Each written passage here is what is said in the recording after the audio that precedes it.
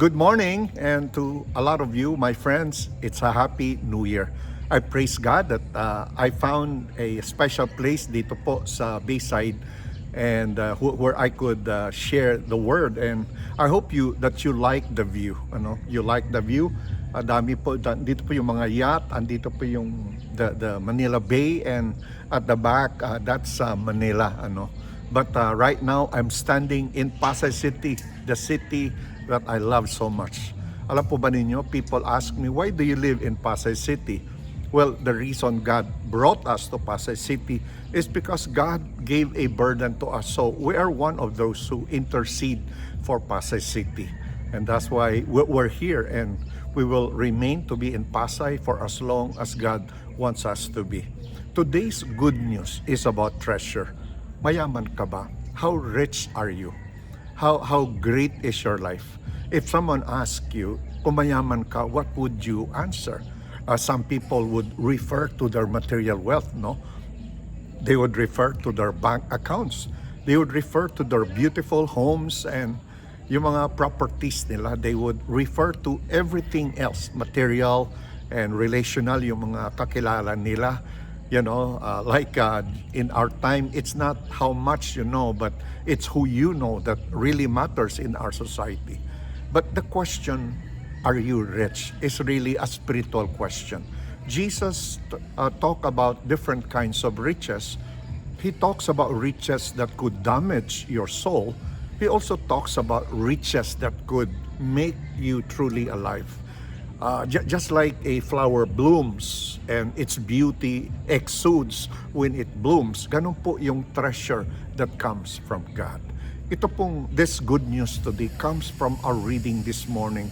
Imagine Ezekiel being brought to a place and being able to see this amazing building. Talagang God made him see a restored temple. And everything was there, the walls, the thick walls, the high walls.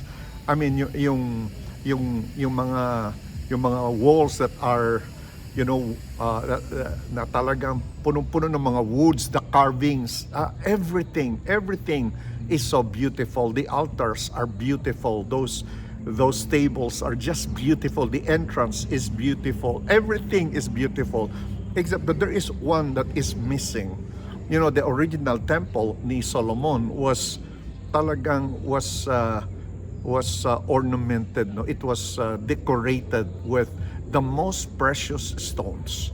Talagang any gold they could find, they brought it into the temple. Any silver they could mint, they brought it into the temple.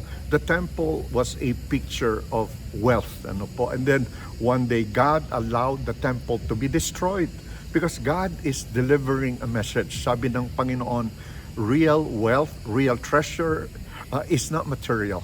So what is real treasure? Ang real treasure, according to the Lord, is something that is depicted in the new temple that is revealed to Ezekiel. Because in chapter 41, 42, 43, chapter 40 begins with chapter 40 to 43, God shows this incredible temple, and everyone thought it will be a temple filled with gold again. But after the vision, pagkatapos ng pangitain, pagkatapos makita, malibot ni Ezekiel yung temple, he was really surprised. And I too was surprised after reading these chapters because there was something missing in this picture. And what is missing? The golds are missing. I mean, a perfectly ornamented temple, really prepared for worship, and yet there is no gold inside. Why is that? Well, because the treasure, what makes this place a special place, a valuable place, a place of your real treasure, is the glory of God, the presence of God. Alam po ninyo, the Bible talks about a pearl of great price. The Bible talks about treasures, riches that could not be destroyed, treasures that are eternal in nature, treasures that do not corrupt your soul, but they are treasures that will empower you to even worship God with all your heart, treasures that will truly empower you to bless and be to bless other people, because this is the nature of this true treasure. And so this Wednesday, let me call every person who loves Jesus. Are you rejoicing because God has given you the greatest treasure of all? I hope you do. If you are not, then let's repent of our wrong attitude and go back to treasuring a real treasure. However, if you're watching this and you do not yet know the value of Jesus, you do not yet know the beauty and the power of the kingdom Jesus brought with him when he came into the world, the kingdom he is going to complete when he returns.